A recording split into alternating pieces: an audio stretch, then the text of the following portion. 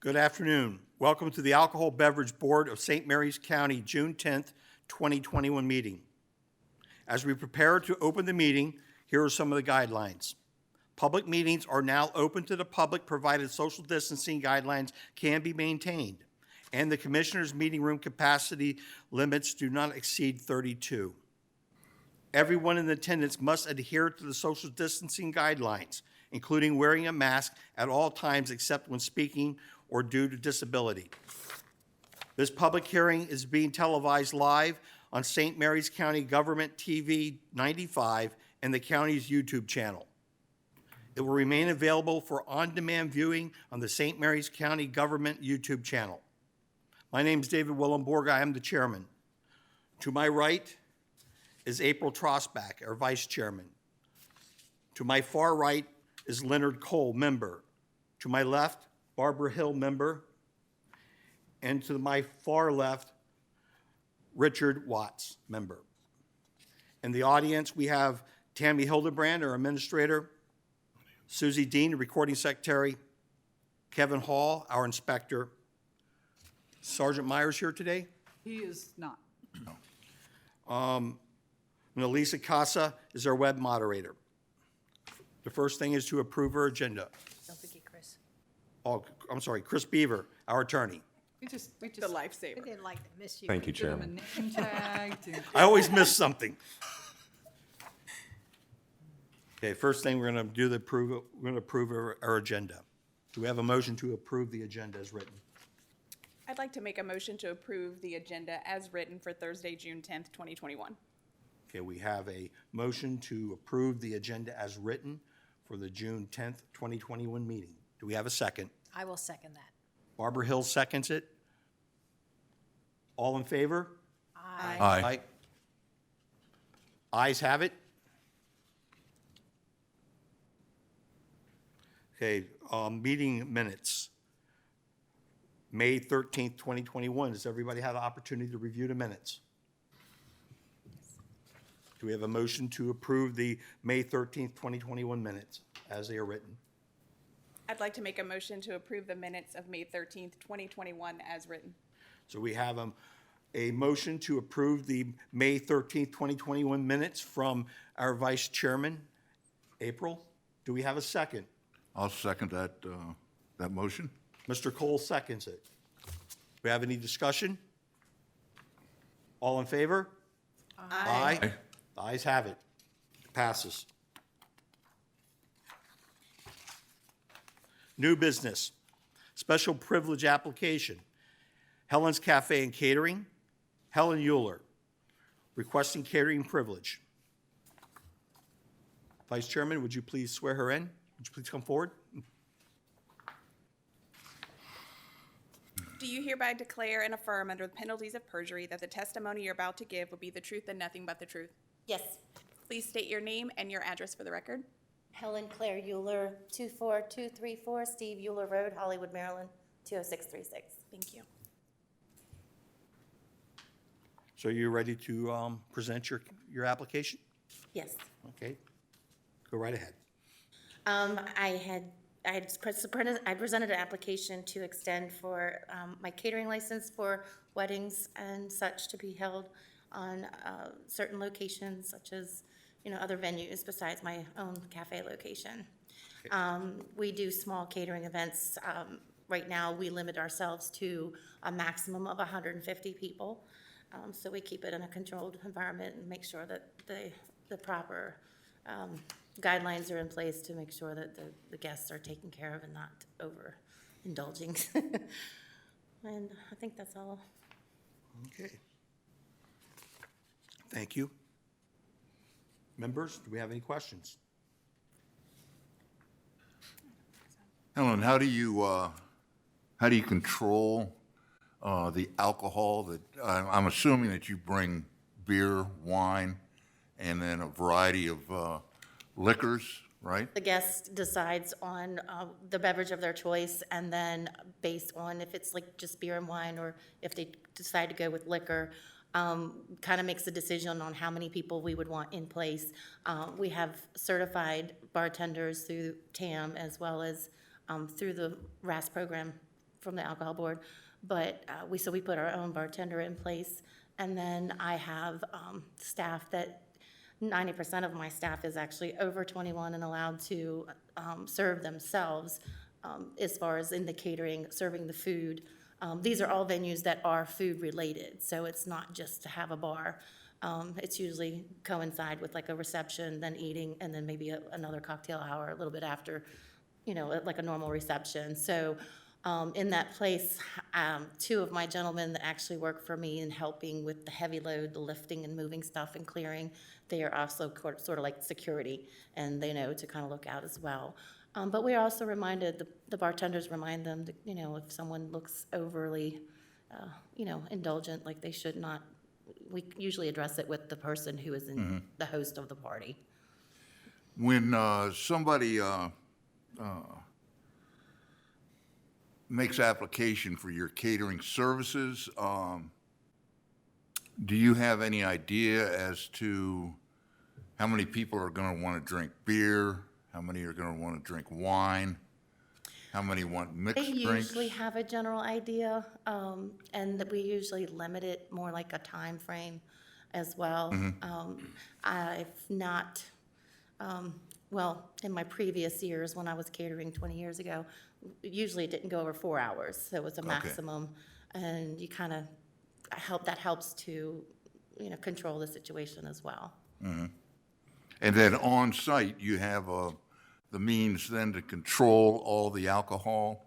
Yes, it's all and brought in everything. by our staff and kept within a certain area that's protected, under table, like underneath, or in a storage area close by.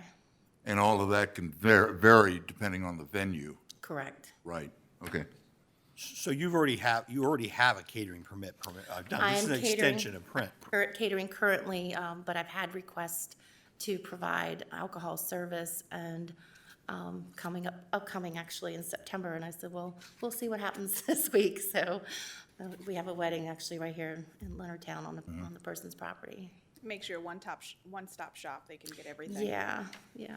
And Chairman, if I may, especially for, you guys have not done, I don't think, a catering permit since any of you have been on the board, but our catering permit is only for the alcohol. They have to have a food catering permit. Helen has been running a catering operation for years, so she just didn't want alcohol until she got her brick and mortar down, and now she's ready to roll. And we do always have phone calls, at least one a month, people in the community looking for somebody who is allowed to do alcohol catering. They can't just do the alcohol, it has to be with the food, and that's always been a problem, so.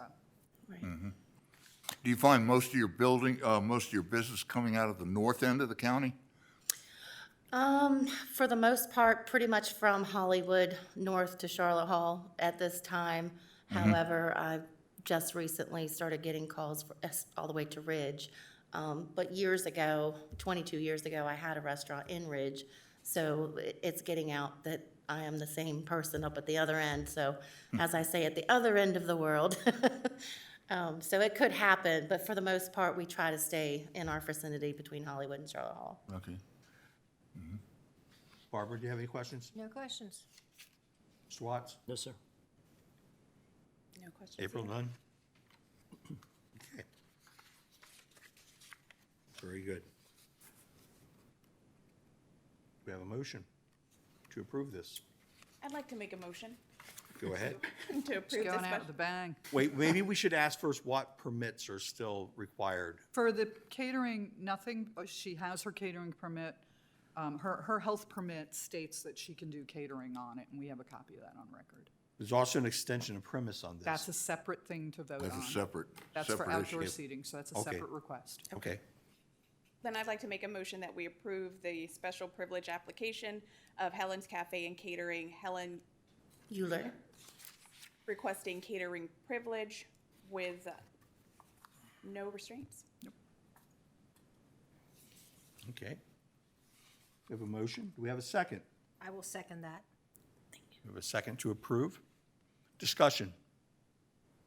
Discussion. All in favor? Aye. Thank you. Ayes have it. Good luck. Thank you very much. So we want to transition into the Yep, other Helen, one you right just- now? Okay. Get it all taken care of one time. Good. So.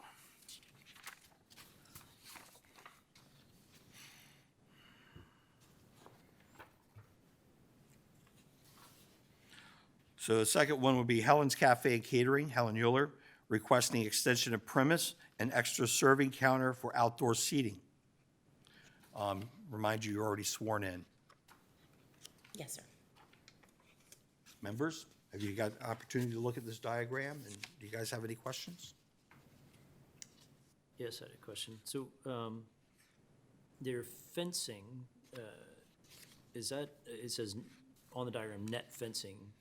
Is that Yes. sort of like the construction type net fencing, or?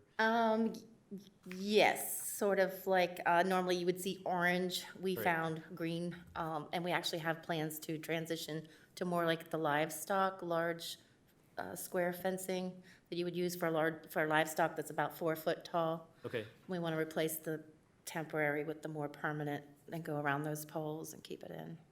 okay. What is your transition plan for when you expect to? Well, to we do were that? just waiting for today's hearing to make that decision before.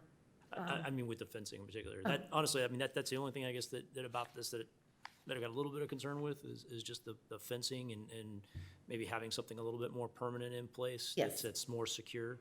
Yes, No. we put the temporary plastic netting before the pandemic to be able to seat people outside. But then it became pretty popular, and people are asking if we're going to continue. So I went ahead and applied for the permit, and if that happens, then we actually have plans for tomorrow morning to replace it with the metal. So it'll be done as soon as this weekend. Okay. So we already have it there. We're ready to go, but we just didn't want to proceed with it without knowing for sure. Just on that note, Helen, have you gone to Land Use and Growth Management to discuss that? I think it's just, I don't know, Harry wants a minor site plan. okay, Okay, I'll so- submit it to so him. this would be conditional on her checking with Lugum, and then they also would have input on any kind of What type fencing of you would fencing, want to yep. put, okay? Yeah, Okay. it's just like a staple gun with a And you wire need to, netting. and they might have regulations on that, so that's who you Okay. need to talk to. Sure, I'll okay? double check. Start that. So this would be conditional on Land Use and Growth Management approval, Health Department approval, and Fire Marshal approval. So all those, Right. once you go to land use, that'll kick out Right, those other ones, right, okay? yep. So say that again, it's Lugum, Lugum, Health, and Fire. Yep, and the health department does have the same request as well. okay. Helen, where exactly are you located in Charlotte Hall? So we are smack dab in the middle of the old farmer's market, Building A. So Okay. if you're familiar with the produce stand that faces Route 5, Okay. there's a long awning that connects to the old barn that used to have live auction in there. Right, right. There, one side of that has a brick side to it, and that's actually the little cafe. Okay, We seat Yeah. 46 inside, and this would allow us to seat approximately, 24 to 32, with the seating outside.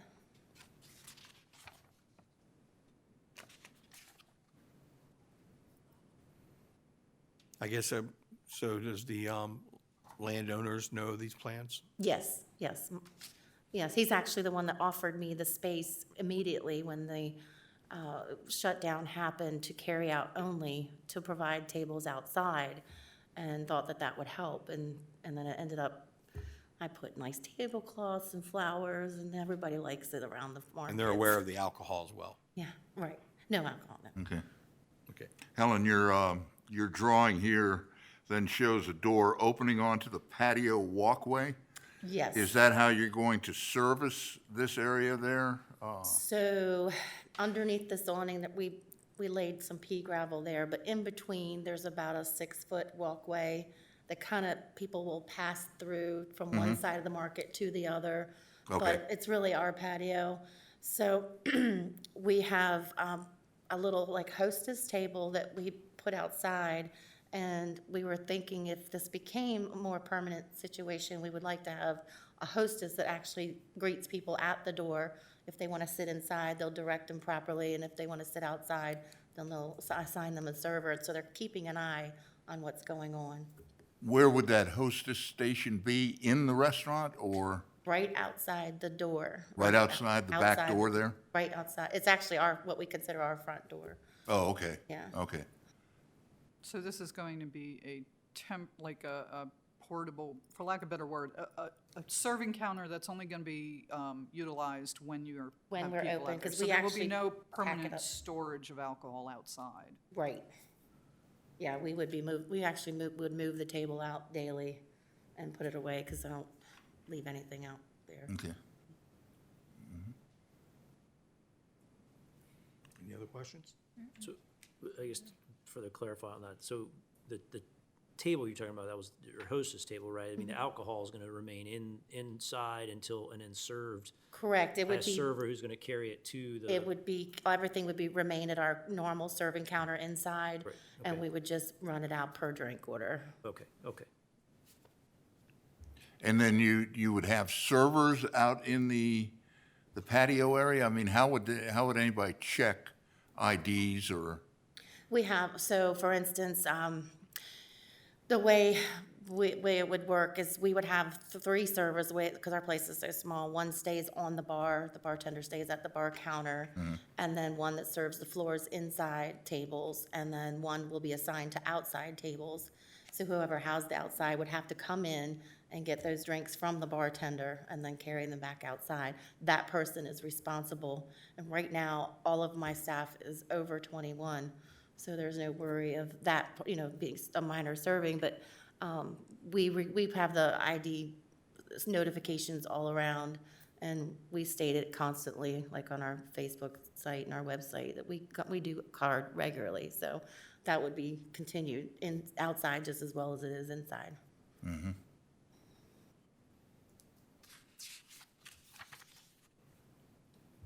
Any other questions? Helen, what is your landlord's, the walkway, does that have to remain through? No, he hasn't mentioned anything, like we have flowers out there now, and he, it's not like a definite throughway, but people do work their way through there. So we've even, at one point, had a longer table that was kind of turned to kind of block the flow of traffic, but it's not a big, heavy flow. Where would your mobile serving station be? On the patio? So we would actually are not planning to have a mobile But station. you know what I'm talking, you said Yeah. a table, but. The hostess station yeah. goes right against the brick wall beside the Oh, door. on that walkway? Yeah. So yeah. then that walkway should be included in your permit? Yeah, well, the tables will be out, so, You're still walking yes, across with yes, alcohol? yes, to answer your question, yes. So they will be going out to serve through there, but the seating area is actually inside, like this covered area as you see on the diagram.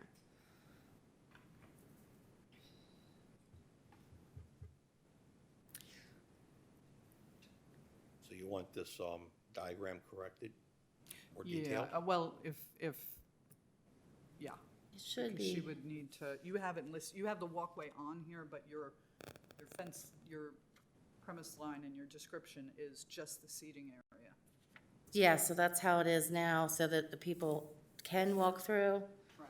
But, It doesn't sound like she intends to change that, though. It didn't sound like she intends to change that. well, the question is carrying alcohol from the building across a non-licensed area to a licensed area.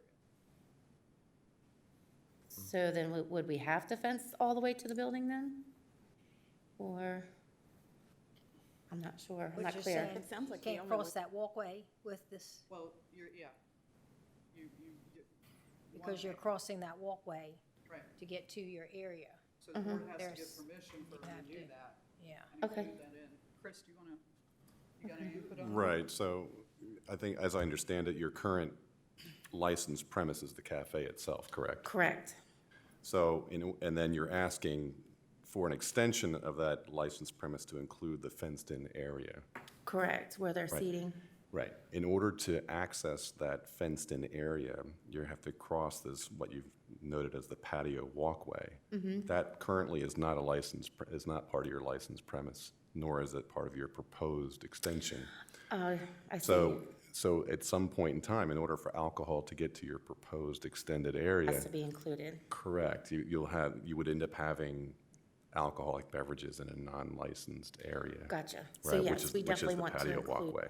So you would have to either include the patio walkway as part of your licensed premise in order to Okay. achieve that, or have some type of a permission to have alcohol go through there. Okay, Okay? That make sense? that makes sense, yes. So yes, we would need to alter that. So if the board were to decide, and we'll have her correct her sketch and her. Well, application. I think also that all of this would be dictated by Lugum's requirement as far as I think permanent more- fencing. Well, I think more also on your landlord, whether Yes, he wants to absolutely. continue that thorough traffic. So it is a conditional approval. So if she hits any roadblocks, obviously, she would have to come back. I have a question as well. Is the patio walkway part of your leased premises, or is that? owned- Yes. That is? Yes, Okay. So you would not need landlord approval to, No, we've already, he offered this space to me, and he knows what we're doing out there as far as the food seat, the seating for food purposes. You know, like during the pandemic and all, and when I spoke to him last month, he knows about my hearing today, so if you're watching. But, he was fully aware of everything and had no problem. Most of the tenants in the market area, Mike himself, as my landlord, Mike Burrows, sorry, seem to appreciate really what we have done there with dressing it up and making it look nice and bringing a nice clientele in for lunch, because it brings a nice group of people in. So we haven't had any complaints with that, and he's been fully on board with everything. Mr. Chairman, would this need to be conditioned by some kind of approval from the landlord? I wouldn't think so. I think, Sounds like she has it. She would She just need to sounds- yeah. update her But something in diagram writing? to Diagram. include, Well, yeah. well, you just want a in- whole lease? Fine. That's what you'd have to have. Have the lease, we already have a lease, Yeah, but, you know. but I think my concern at this point is if the board requires her to fence in that area, that might be an issue with the landlord because Right. of the through traffic, even though it's part of her leased premise. You know, just, and depending, since it's private property, it's not like out in Lexington Park, you can't have seating on a walkway impeding traffic. It would be more like in Leonardtown, where we have outdoor seating on our sidewalks because the corporate town of Leonardtown allows that. So I think maybe an addendum to her lease, something that states that, but that's gonna, like I said, with the board, I mean, if he doesn't want it closed off to his, to the rest of the market traffic, it's gonna be up to you guys, So I a lot think. of traffic that goes through there?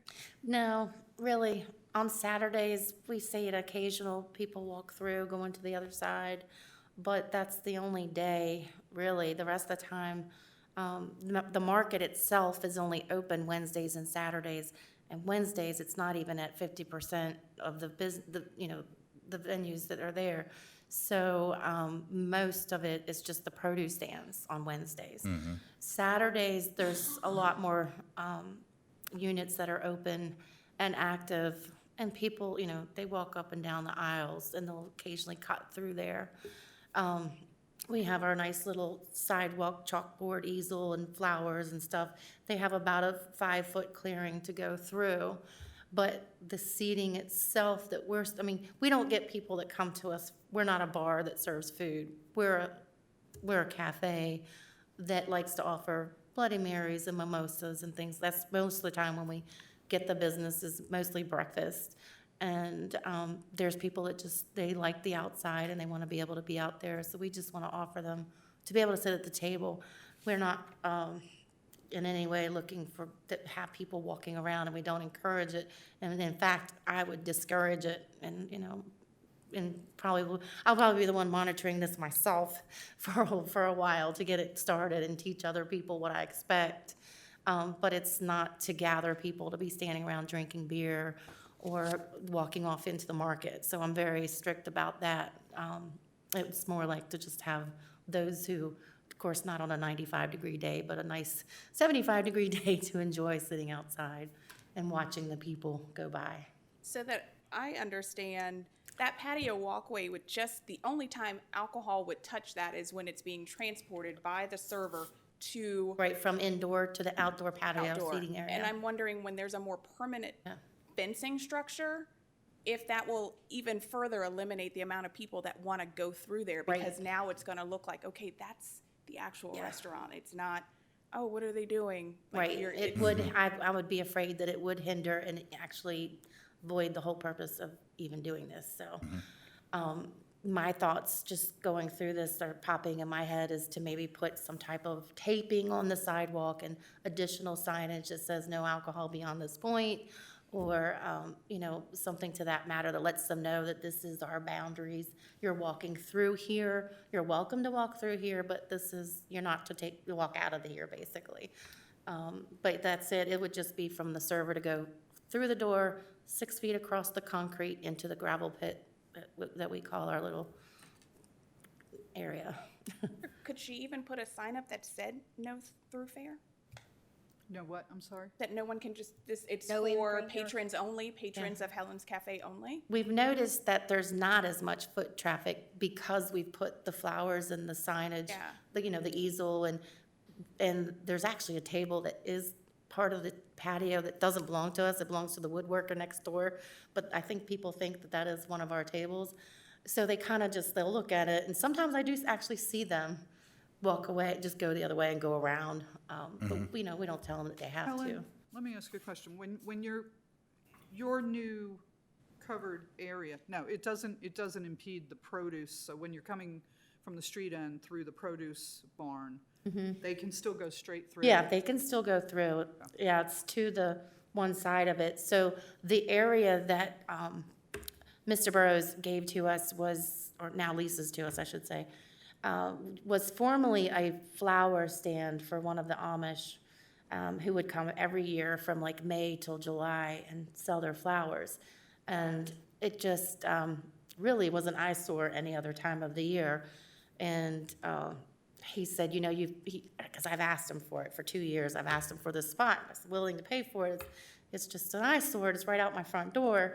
Finally, when we were shut down, to carry out and outside only, he says, all right, you've been asking me this spot for a long time. He says, I'm just going to go ahead and give it to you and do it the best you can. And of course, I went out there and put picnic tables and nice little tablecloths and dressed it up. And then everyone comes around and says, well, it's so nice. And now he says, well, you can have it now. We're not going to take it away from you because it really does look nice and it brings a nice appeal to the farmer's market that we're looking for. So now the Amish who has the flowers are over on the other side of the hot dog stand. So they have a whole new place. And I feel bad because I feel like I kicked them out and I really love their flowers, but I just buy their flowers and bring them over.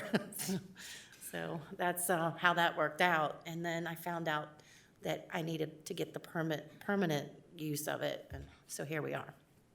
And well, we didn't have that. I'm thinking health department permanent use, and now we want to serve alcohol, so. Helen, how late are you open in the evening? So our normal hours currently are Wednesday through Sunday from 7 a.m. till 3 p.m. We have been known to be open on Fridays, which started with an oyster thing a couple of winters ago, so we continued that. So Friday evenings, we close our kitchen at 9, and we close our whole place up at 10. Very rare that we're open any later. If we do occasional, like a birthday party or something, sometimes people will stay a little longer, but that's our normal hours. So And my question to you is that patrons that are outside then could continue to order until 10 o'clock? they can or order an- food up until 9 p.m. on Fridays, 9 p.m. is when you cut off food. correct? And That when then, you also cut off the, well, that's what, actually. alcohol. We do our last call at 9 o'clock, and we close the kitchen at 9 o'clock. So that way, they have that extra hour. We allow them to stay for like, and usually, so like, we even have an acoustic gentleman that comes in from 6 to 9. So everything shut off basically at 9 o'clock. But Right. we don't start, you know, giving them hints to get out the door until about 10 o'clock. okay. Well, this was just another consideration that I just thought of, because we have a lot of these outside permits, okay, that we need to be cognizant of the fact that some of these places don't close until 2 a.m. you know? And are we talking about being able to serve alcohol outside until 1:30, you know, in the morning? That's just a consideration for the board.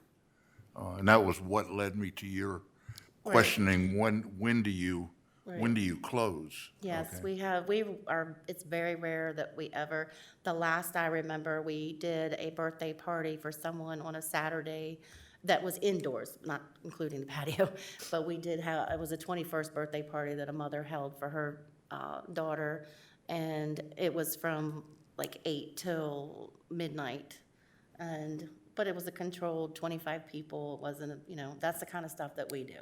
We're not into the typical bar scene. I'm more proud of my food than anything. And we don't have a large selection. Kevin can tell you that I have a very small, my whole selection's about this wide compared to some bars that go on for the whole wall, you know? Mine's a very small. And I'm mostly just known for the Bloody Marys and crushes, fresh crushes, and the mimosas. Not that I'm here to advertise, but that's the type of drinkers that we get. We carry a little bit of everything, but you know, beer and such, but to suit all, but we're not, although we want to have that permission, we're not there to be more known for a bar.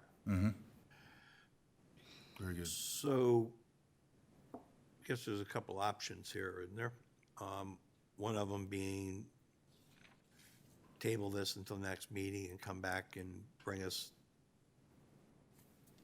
a more solid, formal plan, what you want to do, maybe with a letter from the landlord addressing these questions if they don't have a concern. That's what I would recommend.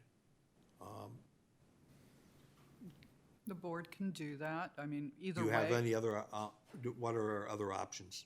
Well, I mean, you can conditionally approve it now pending those items, and they would come through Then my office. she brings it to your office, the letter. So and- you and can, the you can plans. add that as one of the conditions, a letter from the landlord verifying that he's okay with her using that walkway, and And then also the new drawings for the fenced-in area?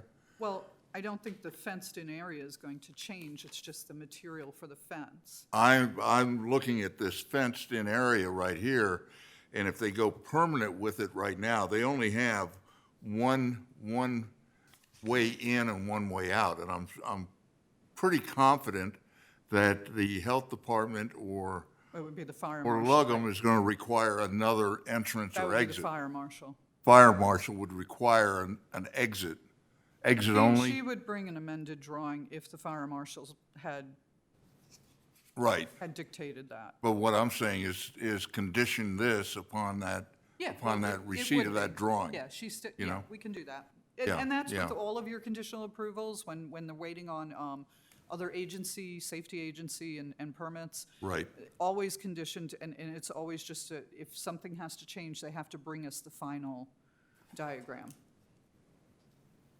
I think we just had that recently. I think there's just, at least in my mind, there's enough conditions on this that I know for me personally, I think I'd like to see that all put together first Table it.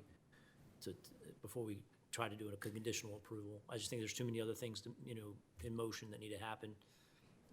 If it's one or two things, it's one thing, but there's half a dozen here that I think need to be kind of coalesced and solidified. That's my perspective as well. So.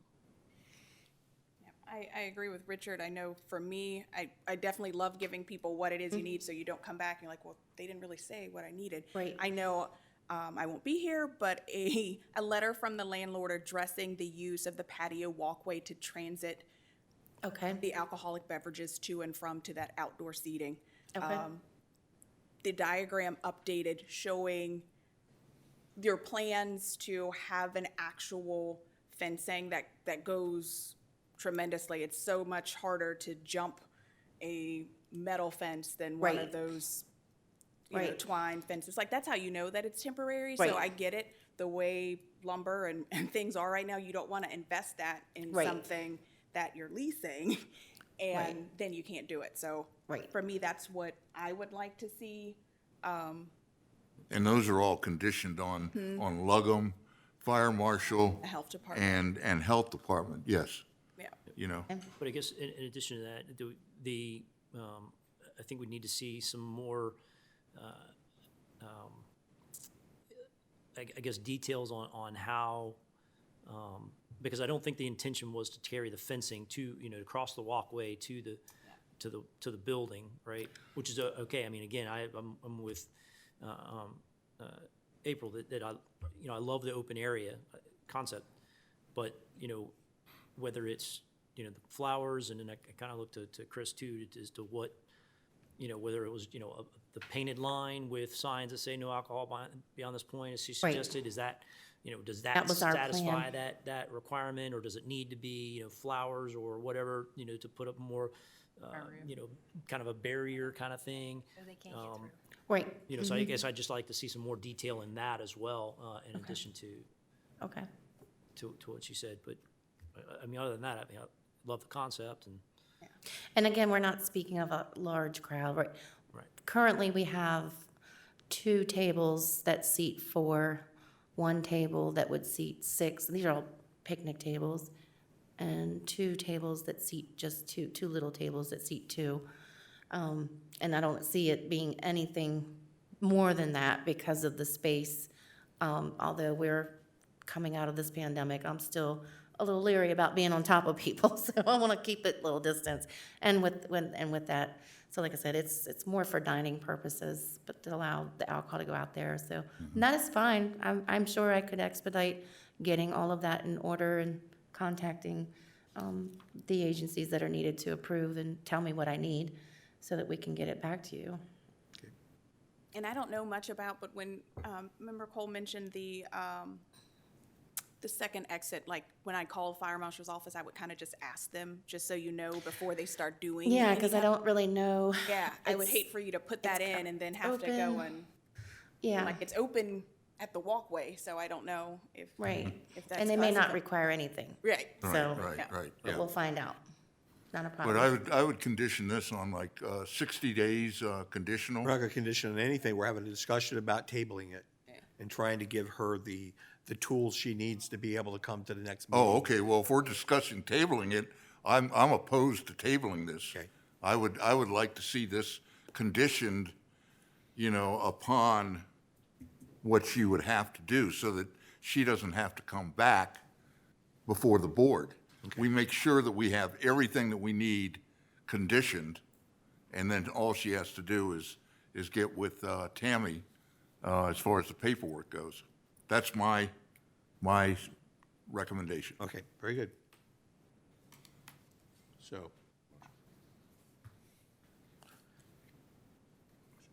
We need a motion. Does anybody here wish to make a motion?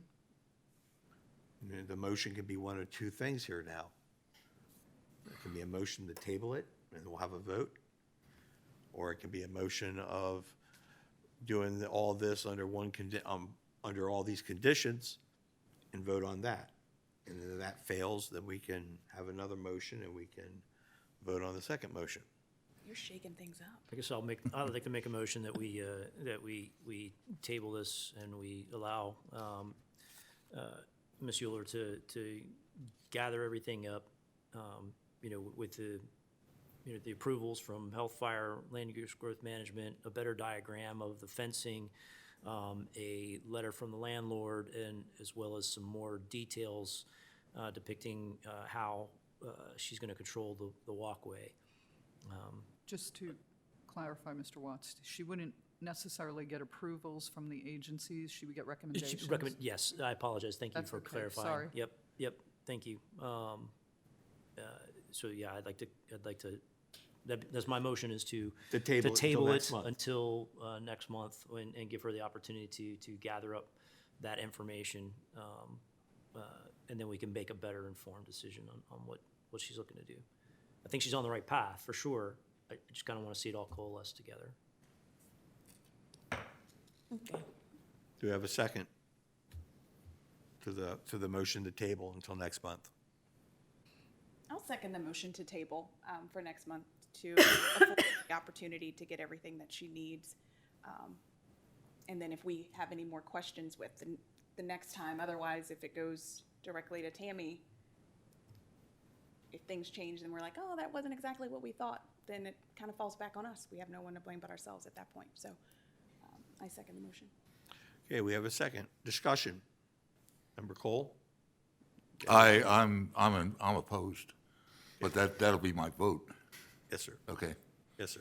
I don't have anything further to discuss. I mean, I would like to see us condition everything. We know what she needs to have done, that we just make it a condition, 60 days, 90 days, whatever. Or even 30 days, because as far as my landlord goes, I could probably get that to Tammy's office by tomorrow. It's Well, just a matter of the agencies The of whole when thing they're was available. the whole thing was 60 or 90 days means that if you get it done prior to that, Right. then you're done with it. We're just giving you that much time. Right. You know, and also the other agencies, if, you know, for their input. That's the only thing there. That's the only thing that would really take the longest, because, you know, we're ready to Right. make it permanent. So, you know, as far as the fencing part and all that, taping the crossings, stuff like that. I'm willing to work with you all however you want to do it. That's fine by me. Okay. So we have a motion, we have a second motion to table it until next month. We in discussion. The conditions you understand? Yes, Before we sir. vote? And I call a vote. All in favor of tabling until the July meeting? Aye. Aye. Opposed? Leonard Cole opposes. The ayes have it. Thank you, and we're here to make sure, we're here to try to get this done and get you in business, and Okay, thank you. we're not trying to be an obstacle. It's, Helen, I understand. since you're down here in Leonardtown, run over to Lugum and see what you got to start. Yeah, that's what I Okay. do. Okay, so I'm good? See you next month. All right, thank you.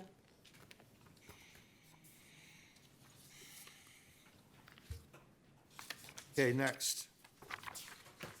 Gridiron Grill, Greg Lee Calloway, requesting extension of premise for outdoor seating. Vice Chairman, will you please swear him in? Absolutely. Do you hereby declare and affirm under the penalties of perjury that the testimony you're about to give will be the truth and nothing but the truth? Please state your name and your address for the Greg record. Calloway, 20865 Callaway Village Way, Unit 1, Callaway, Maryland, 20620. Good afternoon, Mr. Calloway. Would you please present your package? What we are trying to do is extend from temporary to permanent, our outdoor seating. It has definitely helped us during the quote COVID. It'll be surrounded by wrought iron fence. It's 19 feet 6 inches in depth, 26 feet, if I'm recalling it right, 26 feet wide, monitored by security cameras plus designated server for that area. And I'm asking the board to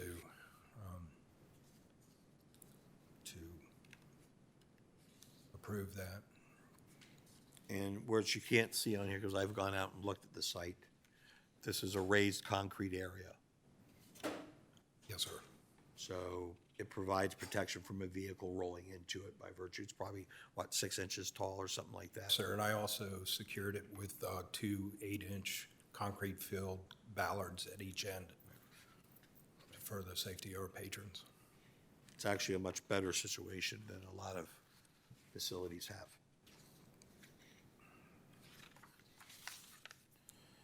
Okay, I open for question and answers from the members.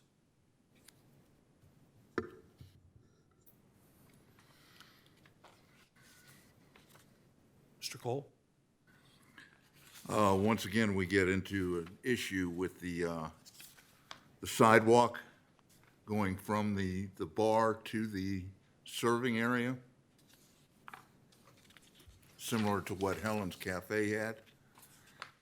And your advantage is the property owner is also the licensee. I'm sorry? I said your advantage is the property owner is also the licensee. So the landlord is also the licensee as I well. know that. Okay, I knew you did. I knew you did. That's the only thing I have. Because you have a 3-foot high iron fence then around the whole area, correct? Plus the 6 Yeah. inches curving, yeah. How late do you all stay open, Greg? We're normally open until about 11, but we can stay open to 1:30. Yeah, everything dies in Yeah. Callaway. Our sidewalks roll up. Right. Once again, then, the outside area is still open for serving until you've got last call on the inside, correct? Okay.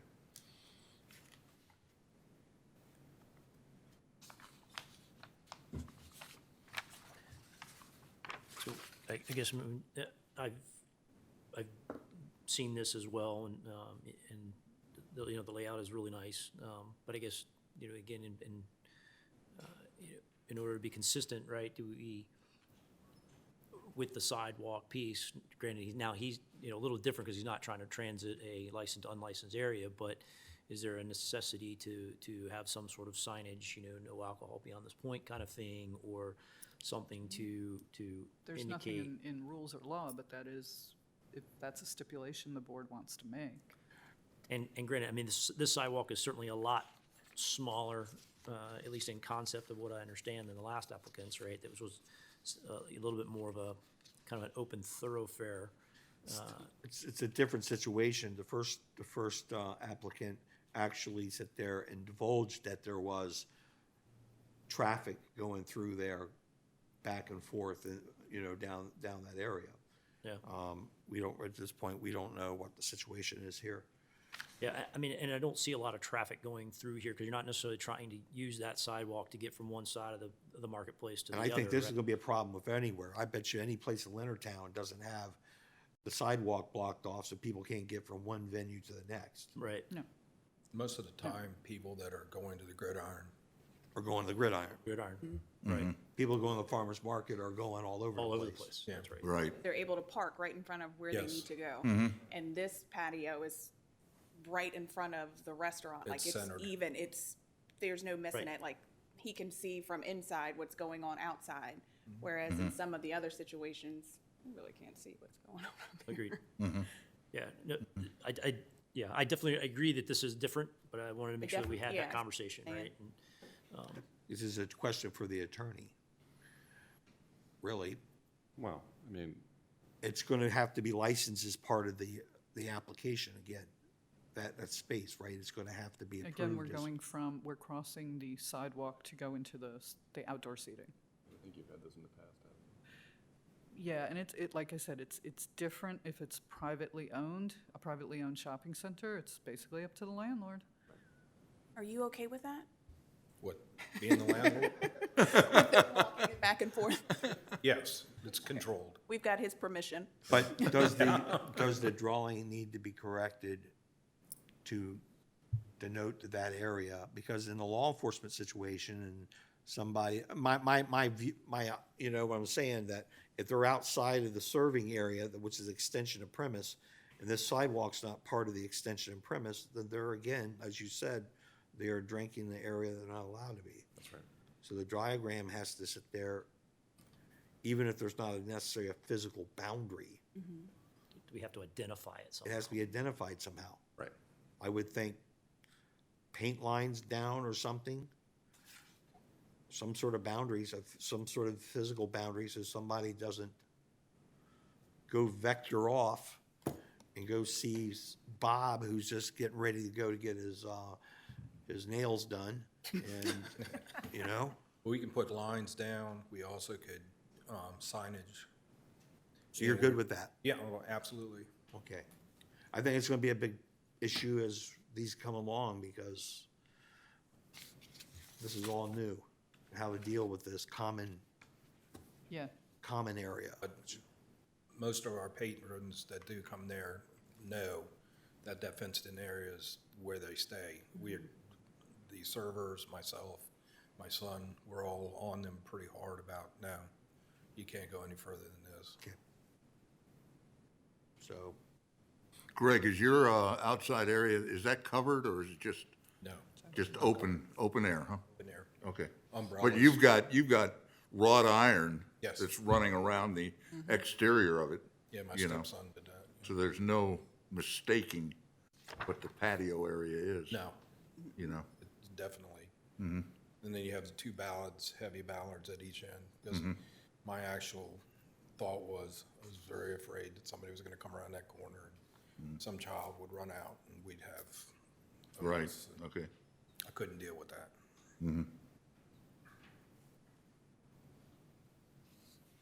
So if this is a conditional approval, including any conditions the board puts on, it would include land use, health, and fire marshal's finals. Yeah, I think my only condition would be, put a white stripe on either side of it. Again, I think it's simple, it's cheap, and it serves as that visual boundary, right? That hey, inside of this line is part of the extension of premise that we're authorizing, right? Right. Yeah, would you agree with that? I would agree with that. I have no problem with that, plus signage. Okay. Yep. Now, correct me if I'm wrong, the health part of some of this is gonna be, you have an occupancy of, Seating. we'll say it's capacity. 100. Then I believe the way this works is that if you had an additional 10 seats outside, that doesn't give you occupancy of 110. correct. That gives you occupancy of 10 outside and 90 in. Whatever your occupancy is it. It doesn't grow because of, unless you get the health department to approve something else. Yeah, if he gets more Fire EDUs, marshal. because I think you're on Metcom over there, aren't you? Yes, ma'am. Yeah, so he would have to, if he could not exceed his EDUs, correct? Right. Just wanted to point that out, so. Okay. Do we have a motion? I'd like to make a conditional approval motion for Gridiron Grill, Greg Lee Calloway, requesting extension of premise for outdoor seating. Again, 30-day conditional pending lines and signage indicating where alcohol is prohibited, land use, health department, and fire marshal. Okay. I'm not gonna get that all in my, do we have a motion to approve, conditionally approve, for how many days was it? 30 days. 30? Sure, okay. 30 days, conditional on line and signage. A corrected drawing, should we amend this? If you're talking about just lines, he could draw it in right now and initial it. Okay, that's up to- fine. I mean. That's fine. I mean, it's, Right? I don't want to be arbitrary. The first one we said, Oh, understood. Well, she was a little more get it, yes, temporary mode right now. yes. Land use and management, fire marshal and health, conditional on those approvals. Do we have a second? I'll second the motion. Did I get that correct, Mr. Beaver? Yes, you did. Okay. Discussion? No one? All in favor? Aye. Opposed? The ayes have it. Thank you. Thank you. Good luck, sir.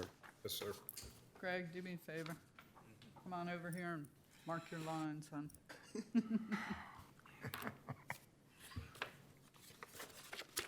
So wherever your service is gonna be. when you come in. Got it? Perfect. And then, have you spoken to Harry since you've been back? All right, run on over there and talk to him. All right? Thank you, Greg. Thank you. Thank you. Okay, thank you, Greg. Okay. Salsa's Mexican Cafe, Carlos Bravo, requesting extension of premise for outdoor seating. Would you please come forward, sir? Vice Chairman April Trosback, would you please swear him in? Do you hereby declare and affirm under the penalties of perjury that the testimony you're about to give will be the truth and nothing but the truth? Yes, sir. Please state your name and your address for the record. Yes, Carlos Bravo, 41466 Chalanon Way, Leonardtown, Maryland, 20650. Please have a seat. Thank you, sir. Good afternoon. Good afternoon. So go ahead and present your application, please, sir. Chairman of the board, members, I'm here to apply for the extension of premises on my restaurant. It's a outdoor patio seating. It's more like a pergola, and we want, they're gonna be able to seat 42 people. It's a. How many? 42. 42. 42. And it's all fence, and we have been working with our developer, Wayne Davis, W.M. Davis, the person in charge to building of our patio and pergola. And I'm here to present that application. Okay. Members, questions? It's beautiful. Thank you for not having a sidewalk.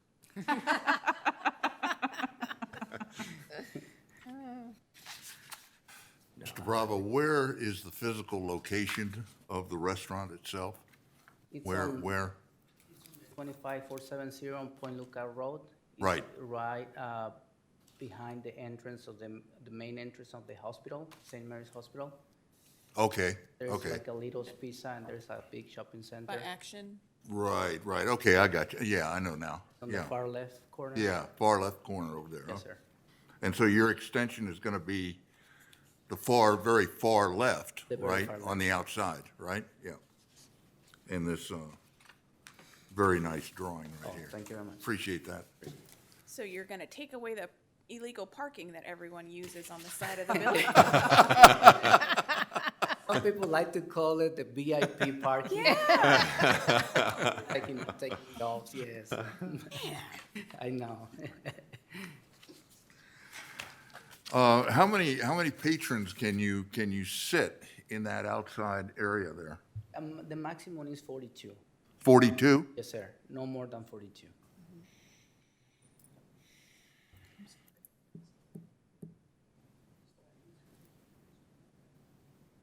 Now, there's a little road that goes beside it, right?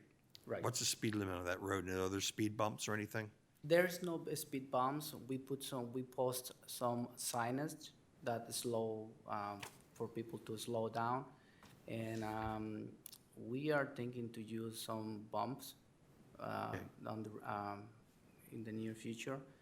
But the main traffic is during the mornings, very early for the delivery trucks and especially employees. So it's kind of very slow driver, per se. And then, Mr. Bravo, how late do you serve in the restaurant? My hours here is Monday to Thursday, 11 to 10 p.m. And Friday is 11 to 10:30 p.m. Saturday, 11 to 10 p.m. And Sundays, 12 to 9.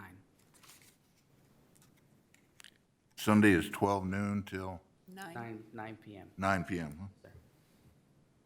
And that would also be the hours for the outside area? Yes, sir. When you get to last call, then all the service would stop We start and Saturday. cease outside, correct? Yes? Correct, sir. Now, there's some residential very close, correct? There is one house in the entrance of the hospital, but it's surrounded by big trees and big vegetation, and I think that's the only neighbor we have close to the building. Is that house occupied now?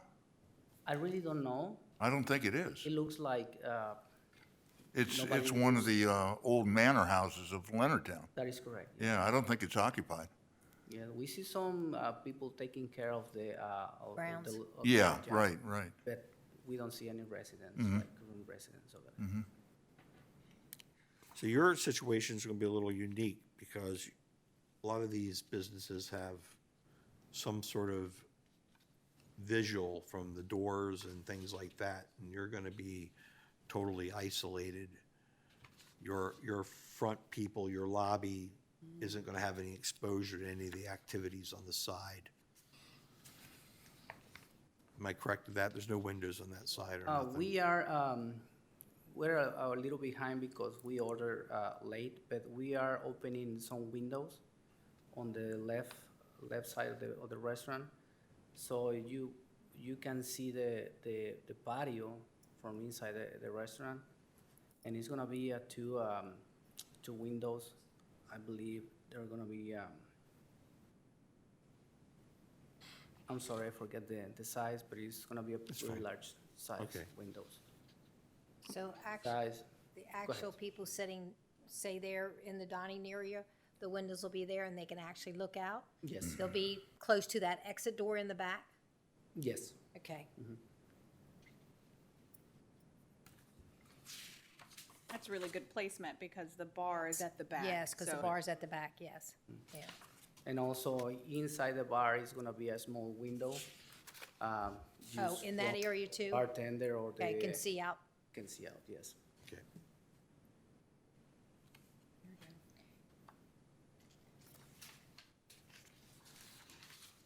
Any other questions for the members? Just one question, I guess the entry and exit areas, is that just open, or is there like a gate or something there? There is gonna be two gates. Okay, We just waiting for the fire marshal to, he was there yesterday to give the exact specifications on the gate. We cannot put a gate until he passes all the okay. application. And it's my understanding that you already have your land use permitting and everything as well? Yeah, he goes under Leonardtown, so Yeah. yeah, he's Okay. been given he's actually been given a UNO. Okay, fantastic. Yeah, I think it's a brilliant use of space, so. Sounds good. Mr. Bravo, your extension there has met all the approvals of fire marshal, land use and growth management, and the health department? Yes, sir. Is that correct? Okay, thank you. That is correct, sir.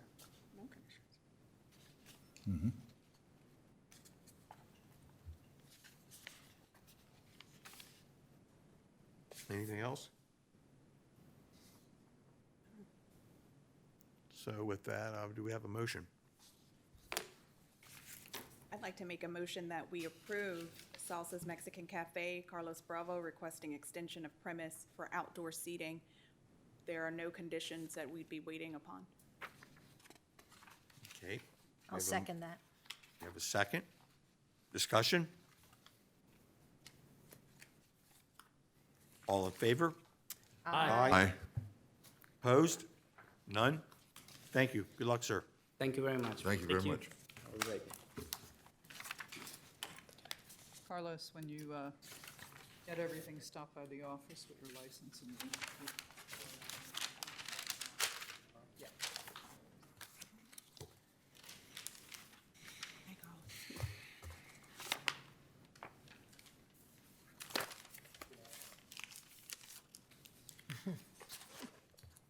It's always so great to see the community, like people that you know. Well, and he had really, his layout was great. They were very impressive. Wayne probably had a lot to do with that. I was gonna say, it's great. Wayne had a lot to do with that. It's a good landlord to Yeah, have when yeah. you're doing some renovations. That's his Absolutely. landlord, isn't it? Yes. Yeah. Okay, the next one. Old Town Pub. John McDonald Jr., Joseph Drury, and Jason Burrows request extension of premise for outdoor seating. Please come forward and be sworn in. Do you hereby declare and affirm under the penalties of perjury that the testimony you're about to give will be the truth and nothing but the truth? I do. Please state your name and your address for the record. John McDonald Jr., 22855 Cedar Lane Road, Leonardtown, Maryland, 20650. Please have a seat. Thank you, sir. And I have received a letter from the other two licensees, Mr. Burrows and Mr. Jury, to allow John to speak on their behalf. Okay. Thank you. Would you present your application, please, sir? Yes, we are building a outdoor, we call it a porch, which is a covered area on both sides of the main entrance of the Old Town Pub. Trying to add more outside seatings, and then with the plan of removing the tent that we currently have sitting in our grassy area. First off, if that's a porch, I'm gonna need a porch that looks like that. That's an awesome porch. That's what we call it. I was looking at it yesterday, we were picking up to go, and I was just like, this is gonna Yeah, look it's, great. it's bigger than I thought it would be too. I didn't design it, so I mean, I knew it was gonna be both sides, but it's pretty big. It's definitely needed. You guys need that space.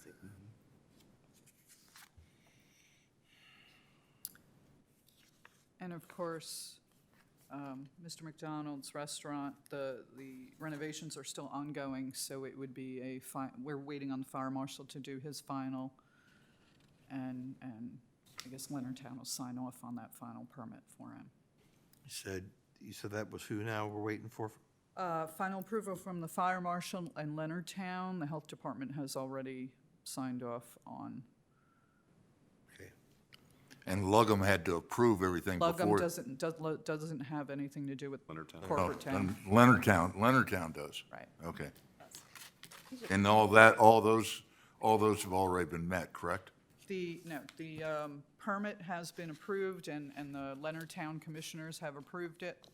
But there will be a final. After final. the fire marshal, yeah, because he's still in build. Construction's He's still in underway. construction. Right. Yeah. Okay. Members, questions?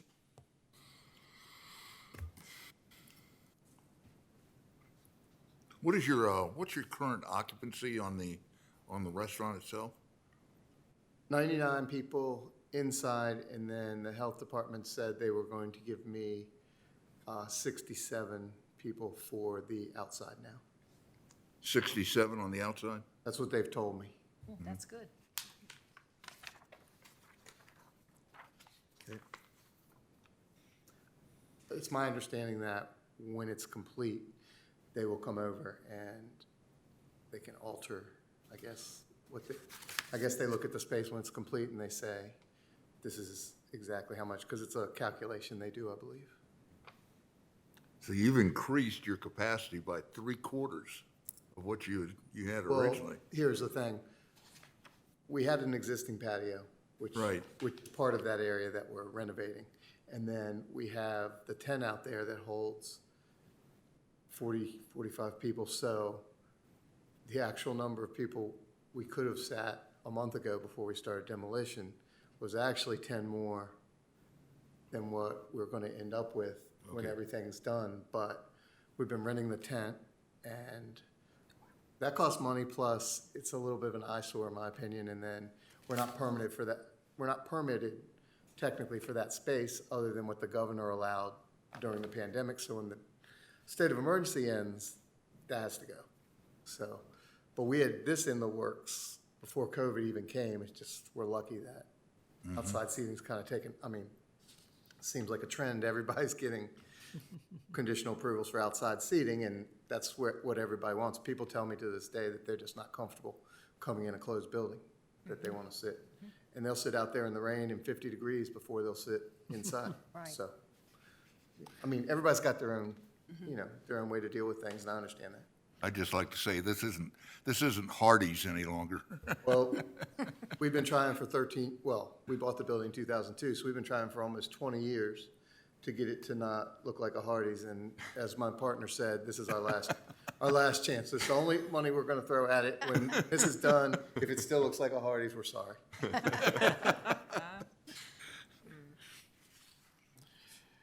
Okay. Any other questions? Okay. Do we have a motion? I'd like to make a conditional 90-day approval for Old Town Pub, John McDonald Jr., Joseph Drury, and Jason Burrows, requesting extension of premise for outdoor seating pending approval from the fire marshal and the town of Leonardtown. Do we have a second on the 90-day conditional approval? I'll second. Who was the second? Mr. Watts I'm sorry. and Vice Chairman Trosback made the motion. Discussion? We will only vote if you guys can finish it by next Friday so I can see it. They told me it would be a month, and in construction talk, I know that's probably not a month. Right. but I'm hoping. It's just an excuse for you to come back. Well, I'll be back at the end of They July. come back, so April. I- Yeah, come back. Back for it. Okay, sorry. It's all right. Just for the record, that was a joke. Okay, Keeping it straight. so with that, any other discussion? We have, that's right, we have a motion, we have a second. So, all in favor? Aye. Aye. Opposed? None? Good luck, sir. Thank you all very much. All right, thank you. Thank you. You're fine. You just start, please. No, you have, you make sure you get them to me. Yep. All right, take care, John.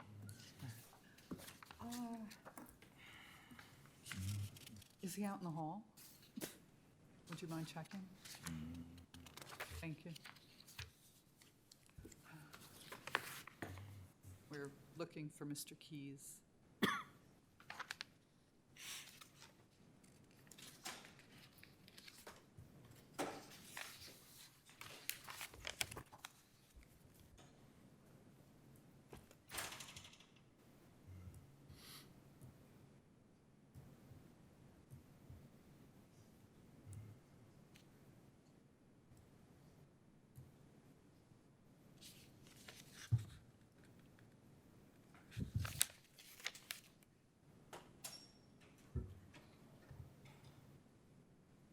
No?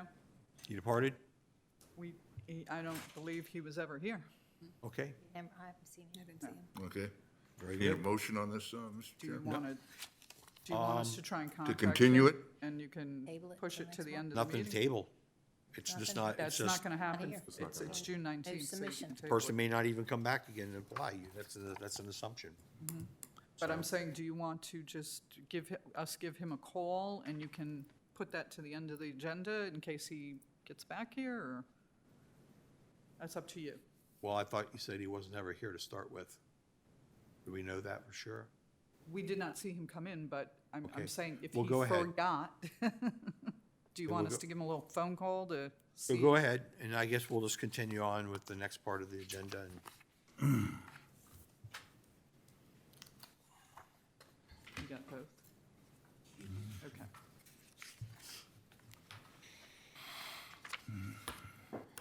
Oh, yay.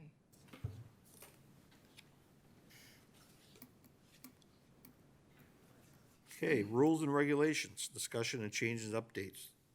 Adopting a language, including but not limited to the Class 1 distillery on-site consumption permit.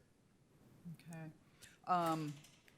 We're playing catch-up, COVID catch-up, because normally we update the regs annually in July, and so we didn't last year. But, so I gave you 3 priority changes to make based on our bill for the on-site consumption permit for distilleries. I gave you all a hard copy of our rules and regs with Chris and I's love notes next to, or my love notes to Chris. So ignore everything but the highlighted ones. How about that? So the first one would be on page 3, definitions 1.06. Basically adding the on-site distillery consumption permit to our rules and regs and the requirements set in the law that was passed. Okay? The last line of that, as you can see the conversation between me and Chris, we're trying to figure out how do we implement this? Because we don't have any other permits that we give to an unlicensed, we don't license this. This is a manufacturer, they're licensed by the state. All our language in the rules and regs is licensee, licensed premise, license. We don't license them. So they don't fall, or retail, or they're, they don't fall under our purview there. So we're still working on this language, and please understand that you don't have to, we don't expect you to vote on this today. We're probably going to be mulling through, piecemealing you stuff every month for the next couple of months to look at language. But if on this language there's anything that you have questions, concerns, additions, No pink slips, please. I guess if we don't license them, how can we? They're licensed, They're they are licensed, licensed. not by Or us. They're licensed by, they're a manufacturer, they're a distillery. They are licensed by the comptroller and have been. This is an on-site consumption permit that, that permit was passed in legislation a few years back, and we opted in and put in a cost into legislation. So it's a $650 permit. The legislation did allow this board to issue that permit without yet putting in our rules and regs. So like I said, we're playing catch-up now. And this is a bit of an anomaly where, that's why this is taking a bit of time to figure out, because traditionally, as Tammy said, this was created by the state. These are state licensed manufacturers, and usually when it comes to permits or authorizations, those usually come from the state, Right. not from the local boards. But in this situation, when they promulgated this legislation, they gave the authority to the local licensing boards to issue the permits to these Class 1 distilleries, to be able to sell and have on-site consumption.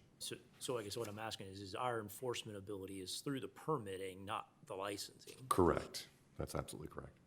Okay. But since it's creating an authority to issue permits by this board, Right. we have to change our rules and regs to address that, right? And where we haven't had that in the past. So it, Create some new, It's a different Language. animal. right, and it creates, not just in this one provision, but also throughout the rules and regs to address the issuance of permits, not just this one in particular, but in general. okay. that makes Because a sense. license and a permit are two different things. Yes. Right. Thank you.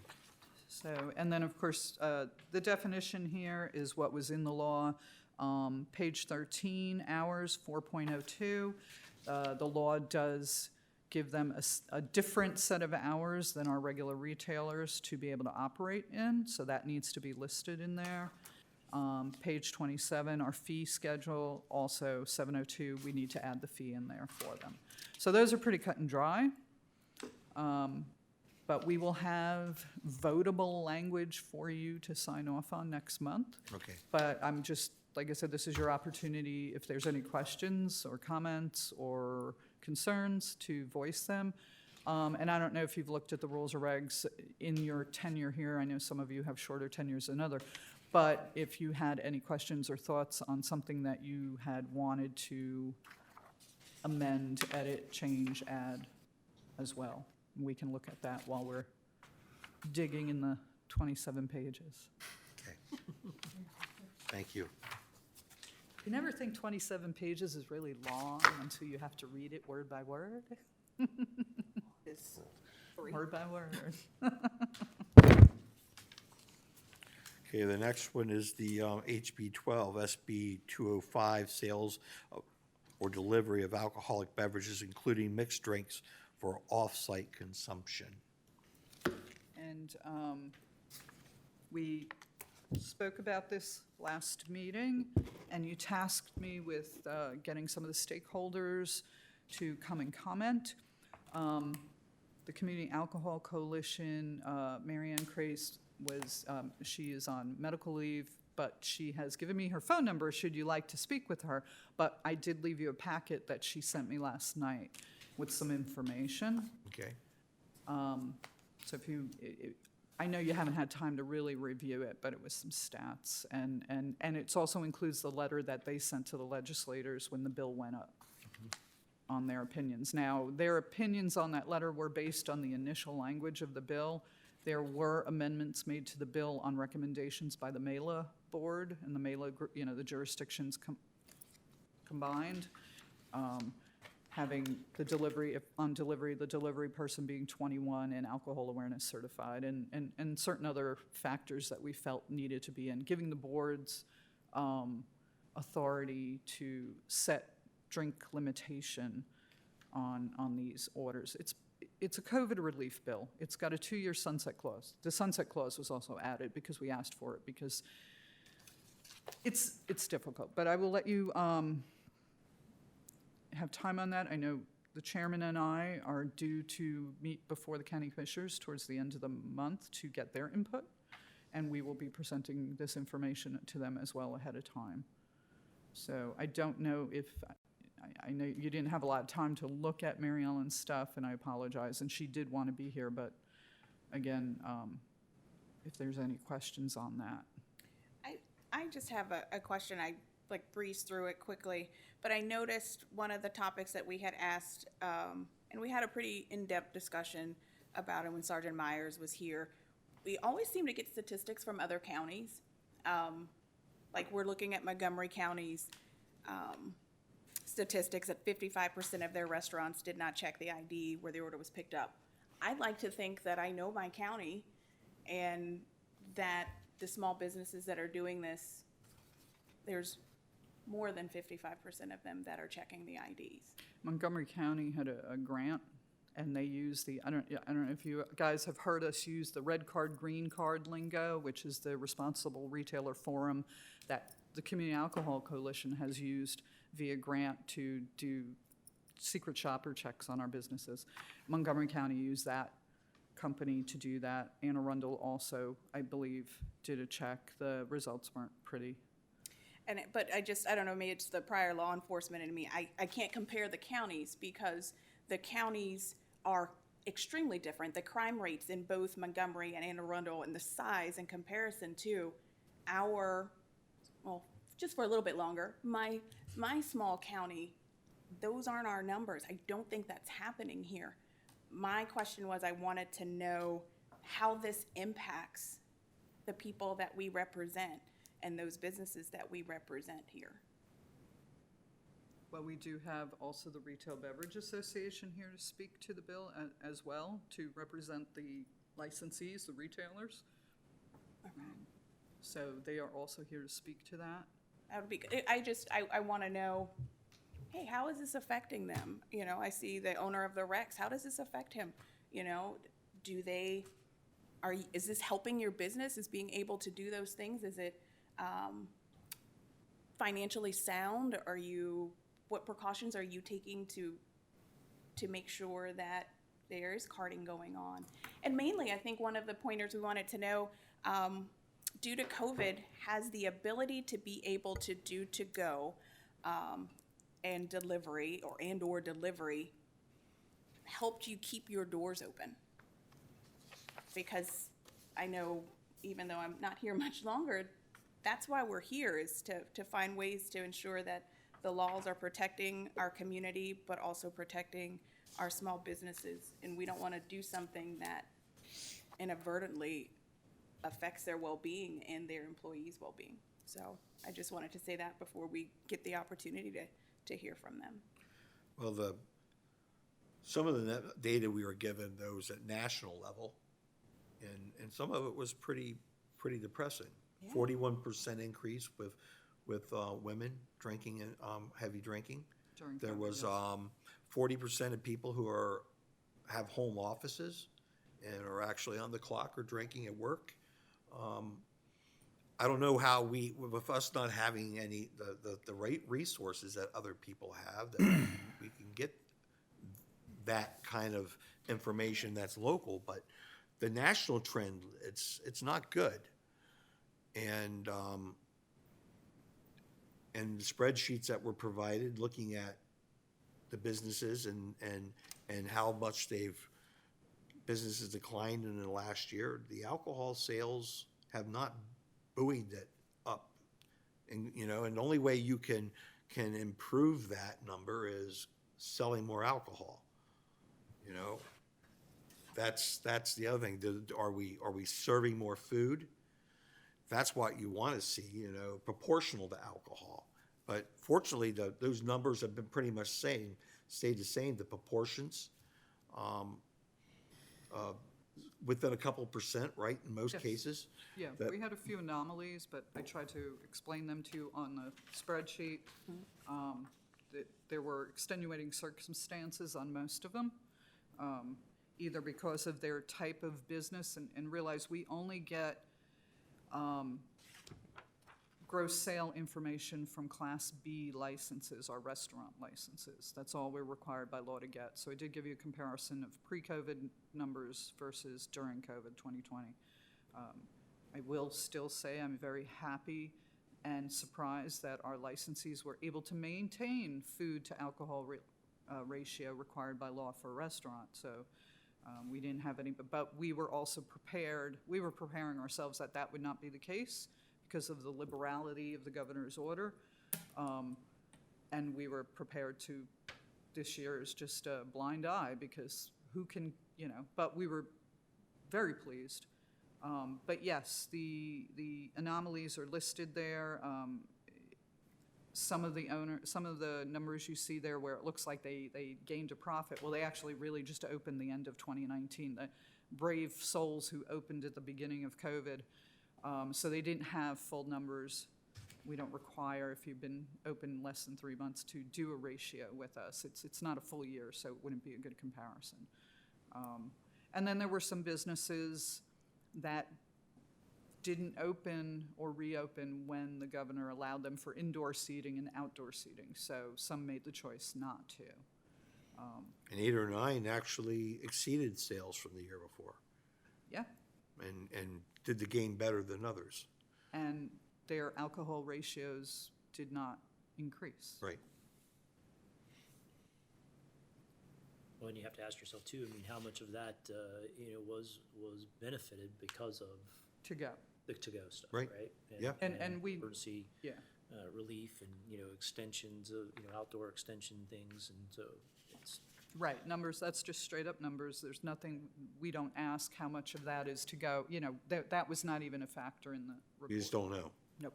but it's just, to me, it's an indication that those measures collectively, have Well- an appearance of Correct. having a positive effect. Correct. Now, given that the bill requires a report to be filed before the sunset clause is up, means we will have to, for this upcoming year, it backdates us to the beginning of COVID. Well, nobody knew we were supposed to be keeping this data till the bill passed. But we will be required then to at least consider those stats if the board opts into this. And that's one of the things confusing, because I've seen stuff on social media that implied that there was a law passed and this extends for 2 years. And what it does is it gives the individual boards the opportunity to opt in. And we don't have to opt in right away. If it took us 5 months to opt in, we could opt in. There's no timeline as to when we opt in. I'm not saying we should drag our feet because of it. I'm just saying that you could actually decide not to opt in and a year later have other data and change your mind. And not all jurisdictions have this, but in St. Mary's County, our bars and restaurants are currently, for the most part, with few exception, are allowed on-off sale of closed factory-sealed containers of beer, wine, or spirits. So they can do that now. The only thing they can't do is a mixed cocktail or an open container, what we would normally consider an open container. And so one of our responsibilities if we opt in is going to be what kind of container is appropriate, for example. We could restrict the time frame that they do these kind of things. There's a lot of things I believe that we can sit there and do. Is that correct?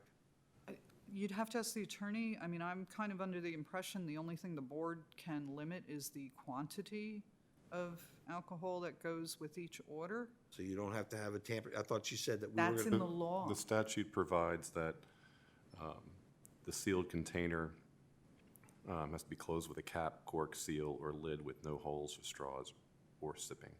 They already qualify what the container is. Yeah, that's pretty vague. That's, yeah, I mean, it could be just, it could be a paper, it could be a Coca-Cola container with no hole in it. Right? You could go, almost like, buying a Coke. It could be just in a paper container. It doesn't define what material it's in. And all you have to have is a snap top on it, and you're good to go. Which you could unsnap it and drink it.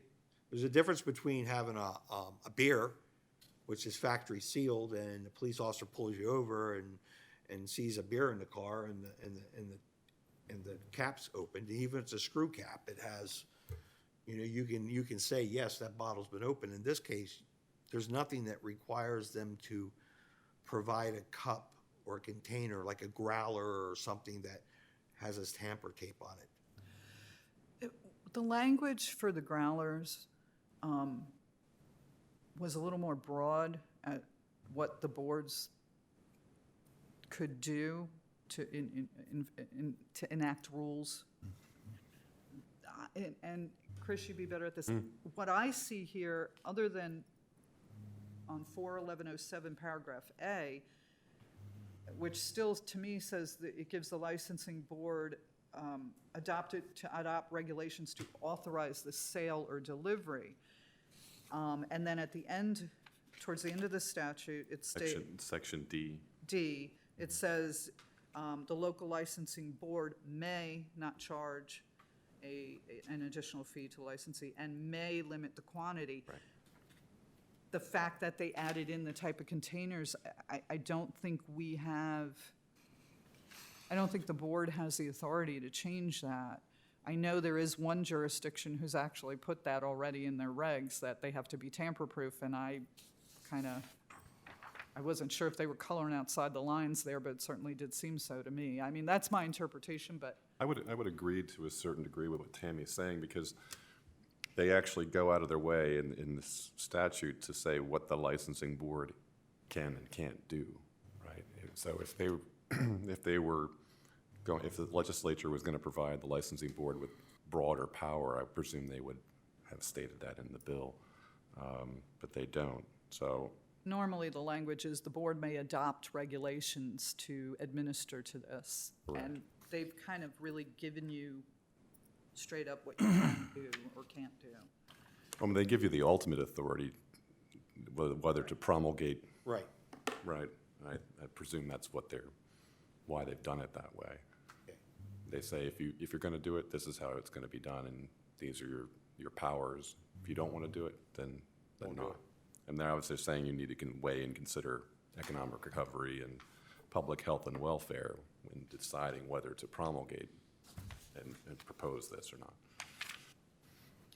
And in your packets, you also received a letter addressing the chairman and the board from the Restaurant Association, which was one of the sponsors of the bill, and their reasoning for the need. Now, this bill does tighten up the reign of what the current executive order allows. I mean, it's half of our bars will not be able to participate in this bill because they do not have kitchen facilities to make prepared meals. So, like I said, all our restaurants and about half of our bars have the facility to prepare food. Which is convenience store goods, Right. which you cannot, which would not qualify you.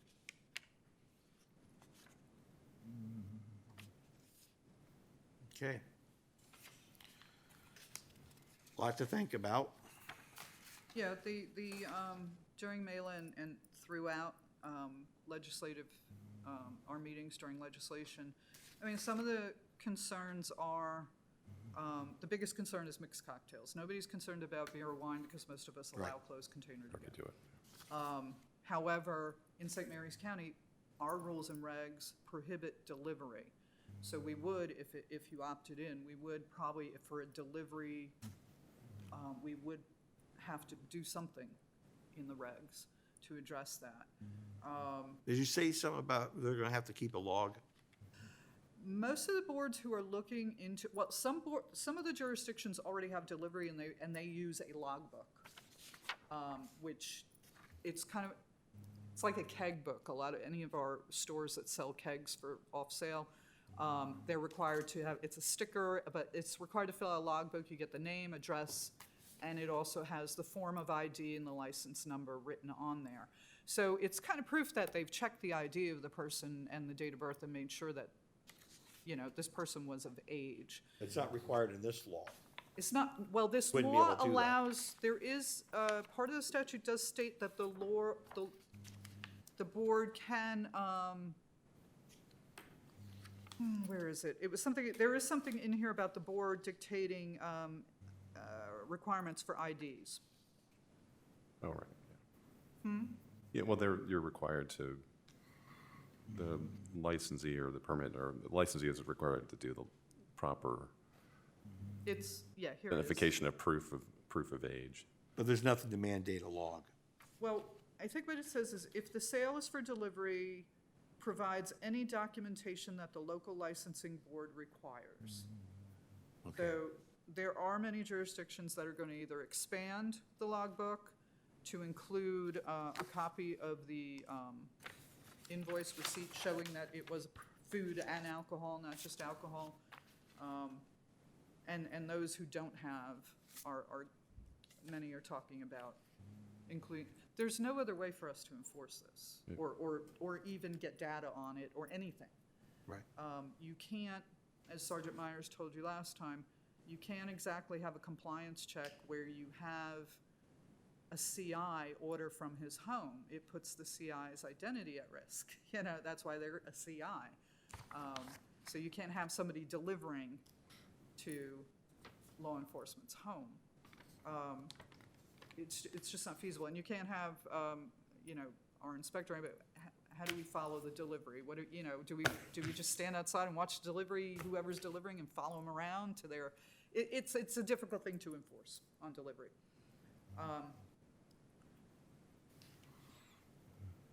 We got on the weeds with this last meeting, and the mailer too got in the weeds in regards to what constitutes a meal. 2 slices of pizza, 3 hot dogs, a pie. And I think, I don't know. The statute unfortunately is pretty vague when it comes to that. It says prepared meal other than prepackaged snacks. So it leaves it pretty open as to what. Yes. My son's Prepared 6'4". He can eat a whole pie, no prob. That's a his- snack. Yeah. Where Tuna me, fish sandwich would meet the requirement. yeah. Possibly. Yeah. As long as it wasn't prepackaged, apparently. As long as it's not a prepackaged tuna. Packaged tuna, thank you. Okay. Will we hear from the guests in the gallery? Pardon me? Will we hear from the guests in the Yes, gallery? we're going to, I think the next step is going to be to do the Licensed Beverage Association, and I expect that they're going to roll right into this. Let's hear from So are we done with this discussion, everybody? For now? Was, not to, and I'm sure we can contact her for next meeting, Mary Ellen from the CAC, but was there anything, and like I said, I don't expect there to be because the information came pretty late for you to review, but was there any questions for Mary Ellen before you move on? I didn't have any. I guess any data that they would have if they've collected Well, anything this the time only frame. thing she has is what she gave you, what I gave you in that packet. That's it. Are these all of our, it's like I'm missing some of, We're missing some. No, was well. it just a few gave the information or? No, it's Just the all the restaurants. restaurants that were active at the time, and there's notes on the bottom of what wouldn't be included. Okay. So Maybe if Chiefs is under a different name. Chiefs is a bar restaurant, Okay. What about the Rex? the Rex is a bar license, Bar license? Class D, yes, sir, Old Town Pub? bar license. Bar license, huh? Okay.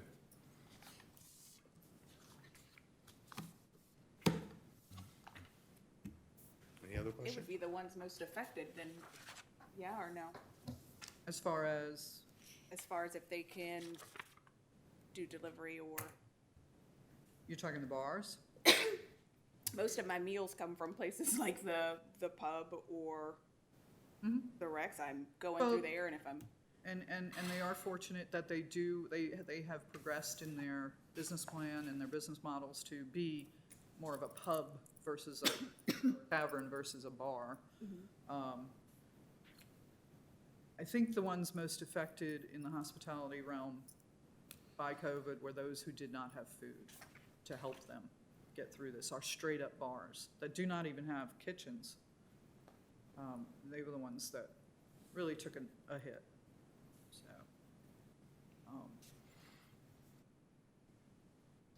I think that from the information I heard the other day, you know, package stores are hurt too. You know, there's shortage of CDL licenses and being able to get product delivered to the stores, and that the numbers in the beginning were good because people were stocking up on alcohol, but sales have dropped off. Can't get product. So I think it's Yeah, crossed all the business models that. Kevin was out speaking to on one of his inspections, speaking to a liquor store owner who actually, I think he said this March 2021 sales were actually lower than pre-COVID. Yeah. People were stocking up. Yeah. So, and that's what I've heard from the few liquor stores that I've spoken to. Initially, it was Christmas, March 2020. It was like Christmas sales. Because people were like, oh, I gotta get my alcohol, I gotta get my town ounce bud, you know, and then you had the aluminum shortage, which stopped product. So, yeah, it was tough. It was tough for everybody. I don't think anybody really, I don't think the norm was that somebody did better. I'm sure there are a handful out there that beat the odds, but, I mean, you see, there's very few on here who had an increase in their bottom line, in their gross sales. Anything else? Okay. St. Mary's County Licensed Beverage Association. Mr. Dent, are you the? Okay.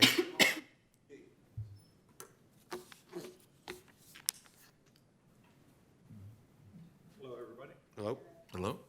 I'm David Dent. I'm the operator and owner of Chiefs, W.J. Dent Sons Chiefs Bar and Tall Timbers. I'm also the treasurer of the St. Mary's County Licensed Beverage Association.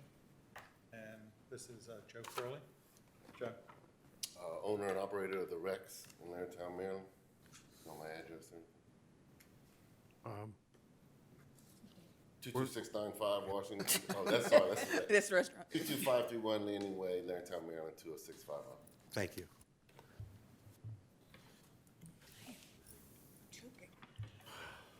Floor is yours, sirs. Yes, sir. Well, we're here just to talk to you guys about what's been happening with the restaurant and bars a little bit. You know, obviously with COVID, everybody's been hurting. Everyone, just a quick reminder, if you are speaking at a microphone, please lean in and enunciate. Yes, ma'am. The wizard speaks. It's been a challenging time, you know, everybody knows that, you know, between labor shortages, customer shortages, food shortages, delivery problems, just a whole host of issues. We were fortunate when the governor put through his executive order, temporary emergency order, allowing us to do business a little bit different than we normally do. I think everybody that I know of that attempted to do that, you know, at least, you know, speaking for my peers, I know that we tried to do it responsibly. I think that we pretty much have done it responsibly. As far as this legislation is concerned, I think that even though COVID restrictions are being lifted and things are getting more back to normal, we're still having a lot of issues in our businesses. And I think this would be a good crutch, a good tool to help us transition back to being more normal. In my personal business, you know, we were fortunate to do a lot of to-go food. We didn't do a lot of takeout drinks, but if a customer asked us to do takeout drinks, we certainly accommodated them. Other businesses made a part of their business model where they would sell jars of mixed drinks or crushes or things like that. And I'm sure that helped get everybody through. Obviously, everybody didn't make it through. There's a lot of restaurants that have closed, a lot of bars that have closed. And I would only ask that the board would opt into this legislation just to continue, those of us that have survived, if we need to use this tool to use it. Joe, would you like to speak too, please? Sure. I think what makes this unique is it's not a law that you're putting into motion and then we're going to see how it goes. It's a law that we already saw how it went. And a lot of this, to answer a lot of your questions earlier about regulating everything, a lot of this was for craft cocktails. This is for things we did well. So if you go to, if you want a good steak and cheese, you can go to Showtime Deli, or you can go to the grocery store and get everything you need to make a steak and cheese. We didn't see a lot of people coming in for, later in the evening, 10 rum and cokes to go. For, we're on the road, we're having a party, let's keep this party going or anything. This was, I think, for most of us, more for us to display something that we did well, something that people missed while they were at home from our particular establishments. And to highlight a couple of things you said, I think the to-go containers and the time period is the best way to regulate these things. I mean, I was looking at some of the suggestions that were sent out to regulate. I could give you a loophole for almost every one of them right now. If you did want 10 rum and cokes, and I'm not allowed to do rum and cokes to go, I could sell you a bottle of rum right now and 10 cokes. Yep. And with a lot of the national numbers you were talking about, I mean, a lot of that falls on people going to a liquor store and picking up all these things. And when you go to a liquor store, even if you're just going in for a bottle of beer, do they say you got to get a stick of beef jerky along with it? I mean, at some point, you have to put this on the consumer as well. But the most important thing for us is the restaurants, where we highlighted things we did well. And people said, oh, man, we missed the Brett and Breeze from the Rex. And they could come up and get a few of those and bring them home for a cookout. But I don't think there's a lot of establishments that want to do this past 10 o'clock at night.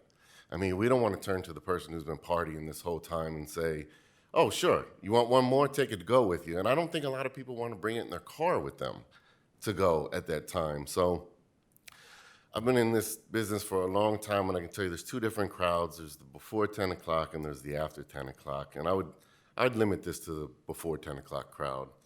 And I'd allow businesses to highlight the craft cocktails or secret recipes or things they've come up with in the past and allow them to continue to do so. As far as the delivery, I didn't have one delivery request. I'm not saying other restaurants and bars didn't, but if we did, I'd be the one doing it. I wouldn't allow my staff to do it. And then you have insurance and gas prices, and I'll let Uber Eats or whoever, deal with that, because Well, they're not legal to do that. yeah, I don't see you never know what will take off, and you don't want to cancel yourself from a potential business idea that could help you out in the long run. But I wouldn't have any interest in delivering alcohol late at night or anything like that. And like I said, the craft cocktails and things of that nature. We have one gentleman whose wife can't make it to the bar anymore, and he stops by on a Wednesday, and we have a special drink that she likes that obviously they don't know how to make or don't have all the ingredients. And that, I think, is what helps us out, things like that. But not keeping the party going for somebody else who... Do you think your product travels well?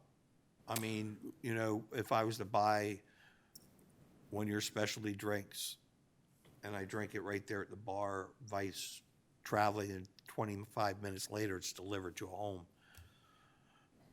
That's a very good point, and that's maybe even something that you could use to the advantage of this law is ice or no ice. I mean, if you don't put ice in a drink, I don't know if there's any rules or regulations with that, but who would want to drink it right there and then, and who would want to go home and add ice to it? Whereas, that might be a very good way of limiting that. So, and I think the health department actually classifies ice as food. Yes, they So, do. that's all I got, unless you have any questions. Joe, what would you want from us? How do we help? How do we help the small businesses? Me personally, I would like to see the continuance of serving our drinks to go. I mean, again, there's a loophole with anything else. If you want to stop a lot of it, you can't. We can sell the ingredients and they can mix it up on the way home if they want. But if you allow this to go and and allow us to serve our local flavors or our secret recipes or anything like that, I would limit it to 10 o'clock. I think my staff would be appreciative if they could call the rule at 9:30, 10 o'clock to people begging at the bar for a drink to go, say, hey, no, we're not allowed. And that would, everybody has, you know, the worry these days, is it gonna fall on them? So nobody wants to do that. Nobody wants to give that rum and Coke with more than 2 ounces of liquor. I don't know how you enforce that unless you brought it to a lab, by the way. I saw that in that packet. But nobody wants the liability these days. But the good part of it would be more geared towards during the day to do something in that manner. Thank you. Anybody else? No, I appreciate you guys coming in. It was great. Thank you. Appreciate it. Yep. Thank you. Thank you. Okay, the enforcement coordinator report was emailed to everybody. So we will skip on to Mr. Hall. Board inspector report. Don't forget about me. I'm going to get to you. Yes, ma'am. Good afternoon. This month, we spent a few days at the office working on our training room, rearranging cabinets and things, preparing for we can have RAS training again, which hopefully will be soon. I did 11 inspections and the paperwork and filing that goes along with that. The Friday mailer meetings, the CAC meeting, and this past Tuesday, the mailer conference, which is the all-day conference we had. So that's what I did this month. So Excellent. Thank you, sir. Anybody have any questions? Thank you for your efforts. Okay. Now we'll go to the board administrator's report. Tammy? Okay, well, before I start, I just wanted to ask, was there any more information that the board, with the conversations generated in the packets you got? And also, I'm assuming you, Joe and Dave, received the community outlook because you're members? Okay, good. If there was anything else that you wanted me to produce for you by next meeting, any more information that you might want specific to help you make your decision? Or are you good to go now, and then we just go Do the visit? commission meeting and find out what they want to do, Right. what their input is, and then I guess we can vote on it at the next meeting. Gotta come back to him. Everybody else, what do you think? And again, don't feel pressure to vote on it next meeting. You can still discuss, because like, as long as the governor's order is still standing, these guys aren't touched.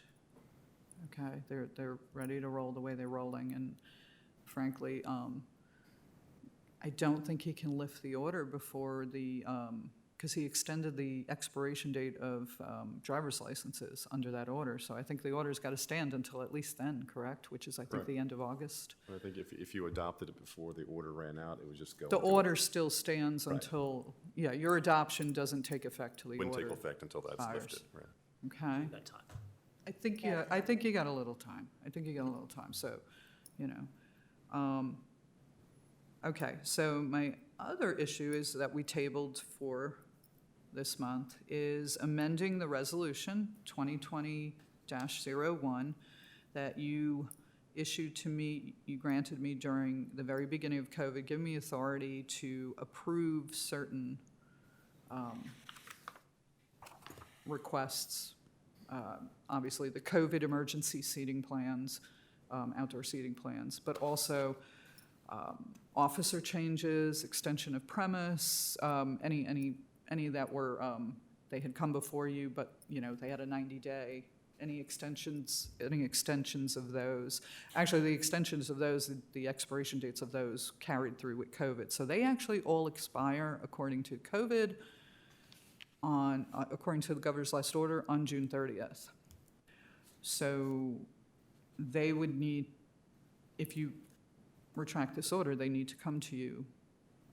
Those who are expiring, who weren't given beyond that, they need to come to you next month. for extension if they haven't finalized their extension of premises, or their transfer of licenses, or new license applications. All of those fell under that. So, I mean, at this time, I mean, I know you're still 6 feet apart, but you notice there's no little red ribbon between you, so it looks like we're coming back to the way we were, and we can have up to 32 people in here, and that's easy enough to control. So, would you like your power back on those items? After sitting another 30 days and seeing what's going on, I'm a fan of rescinding this and moving on as normal business. I don't know, what's everybody else thought? Mr. Cole? Mr. Cole, you're mighty quiet down there. No. No, I'm in agreement. April? In agreement. I'm in agreement. I agree. So I need a motion? You want to make make the motion? I gotta get my wording right, you know? Please. Thing. I'd like to make the motion that we temporarily suspend, if necessary, Tammy, Hildebrand, or the boards. Go ahead, Chris. Just if I may, so there's an existing resolution, which is 2020-01. Do you have a copy of that? So we want to. You're rescinding that resolution. Okay, I make a motion, we rescind resolution number 2020-01, a resolution to delegate administrative authority concerning executive functions. Okay, we have a motion to rescind resolution number 2020-01, a resolution to delegate administrative authority concerning executive functions. Do we have a second? I'll second that. We have a second from Barbara. Do we have discussion? We have no discussion. All in favor? Aye. Aye. Opposed? None? Unanimous? Thank you. Woohoo. I know. I can be honest with you. This was not one of those drunk with power moments for me, okay? I say give it all back to the board. I'm leaving, so give it all to them. You can't leave until we have a new member. Find him or her by next Friday. I forgot that fine print. Yeah, that is in there. I didn't see that. Okay, board members' time. I think this, we're going to throw this back over to Tammy. Oh, hey.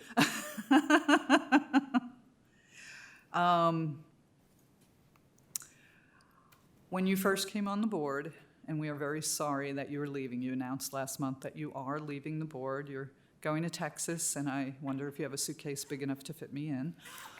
Don't want to go. But when you first came on this board, you lent a balancing to the board, and I was greatly appreciative of that. It was kind of keeping the calm and the levelness, and I'm sure that attributes not only to your personality, but your background in law enforcement.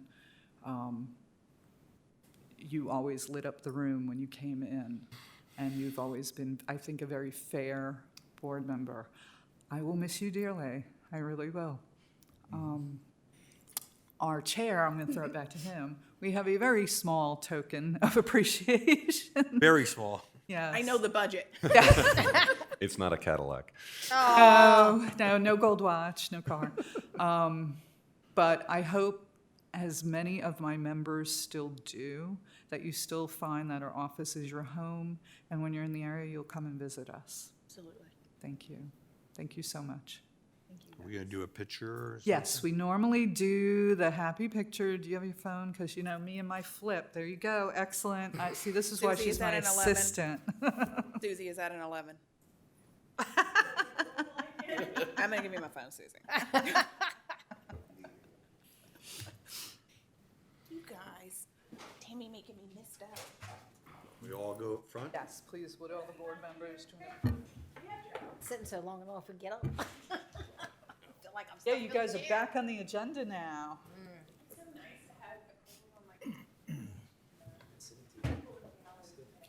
Okay, everybody. Grab her. here. Get out of the way.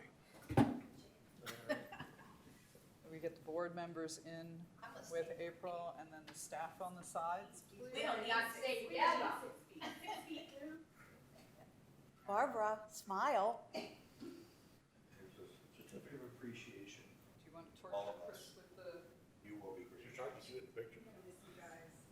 Yeah, I'm trying to get you. Excellent experience. St. Mary's. Chris. Who is? Would you like playing a photo man? Thank you so much. Oh, you want to get me in? Everybody will feel your shoes. Yeah, squeeze us in. Be closer. It makes me feel smaller. Yeah, yeah. All right, you guys ready? Don't take too long, Chris. I can't hold this. All down forever. right. 1, 2, 3. Let's do a couple. 1, 2, 3. One more. 1, 2, 3. Good. That way, in case somebody was closing their eyes. My attorney, he keeps his. I'll do a. No, I'm just kidding. I'll do a selfie. Whose phone is it? Oh. Thank you. That's still on the phone.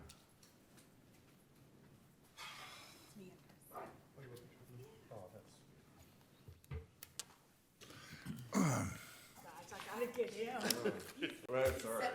I was only We getting kneel half down. of it.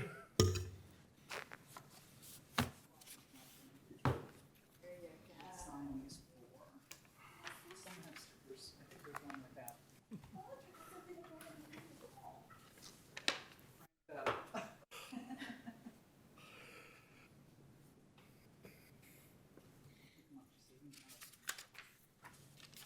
Okay, with that, anybody else want to say any words?